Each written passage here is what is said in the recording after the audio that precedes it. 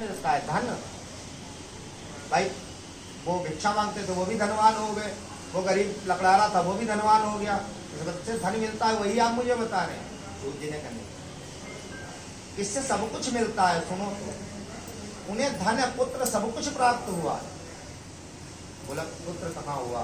सूर्य जी ने बताया सुनो, एक उल्कामुख नाम का राजा जो कि जितेंद्रिय तथा सत्य बोलने वाला था, नित्य देव मंदिरों में जाता था, नित्य ब्राह्मण को दान देकर संतुष्ट करता था, लेकिन उसके कोई पुत्र नहीं था। किसी ऋषि महात्मा ने उस राजा को बता दिया कि तुम नदी के किनारे बैठकर पत्नी के संग राजा कथा कहने लगे, पूजन कर लिया, कथा कहने लगे, वो भी पास बैठा रहा। राजा ने कथा को पूर्ण किया, प्रसाद दिया। उस वैश्य ने प्रसाद को पाया, उसके मन में अभिलाषा जागृत हुई, जाओ हम भी पूछें ये क्या कर रहे हैं। उसने हाथ जोड़ के पूछा, प्रभु आप तो राजा हैं यहाँ के, आपकी कितनी बड़ी प्रजा है, आपको समय प्रजा में देना चाहिए, वो आप यहाँ बैठ के हवन पूजन करते हैं, इससे क्या मिलता है? उस राजा ने बताया, भैया वैश्य मैं पुत्र की कामना से भगवान सत्यनारायण का पूजन कर रहा हूँ, उनका तेज अतुल है, निश्चय ही इस पूजन के प्रभाव से मेरे संतान मुझे पुत्र की प्राप्ति इधर बैठा कूलर की बजाय बैठे हैं। तुम्हारा कहाँ जाएगा बच्चा, उनको बताइए तो निश्चय ही मैं तुम्हारी पूजा करूँगा, तुम्हारी कथा कहलवाऊंगा, तुम्हारा प्रसाद चढ़ाऊंगा, मुझे भी एक संतान दे दो। राजा ने तो पुत्र मांगा था, इसने संतान मांगी, राजा को पुत्र प्राप्त हुआ, इसने संतान मांगी, संतान में पुत्र और पुत्री दोनों संतान में आते हैं। भगवान ने उन्होंने पहले पूजन, भगवान से कोई संतान होगी व्रत को करेगा, अभी से व्रत को कर दीजिए। उस वैश्य ने कहा देखो पुत्री तब तक पिता की होती है जब तक उसका विवाह संस्कार न किया जाए, इसलिए अभी मेरे पास समय नहीं है, हम व्यापार करने जा रहे हैं, विवाह के समय तक इसे कर देंगे। भगवान ने पहले तो जन्म का आसरा किया, अब अपने काम में चतुर वो बनिया। आज तक अकेला व्यापार करने जाता था, अपने दामाद को साथ लिया और व्यापार करने चला गया।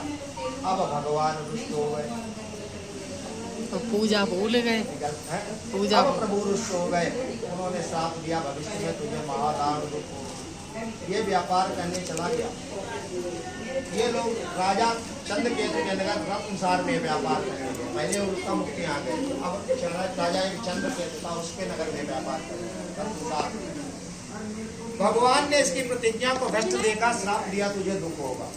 अब देखो भगवान ने राज मिला वो लेकर के अपने घर आई, थोड़ा थोड़ा अंधेरा हो चुका था क्योंकि इसका समय ही होता था, तो थोड़ा अंधेरा हो चुका था। प्रसाद लेकर आई, कन्या की रात तक कहाँ रही तुम्हारे मन में?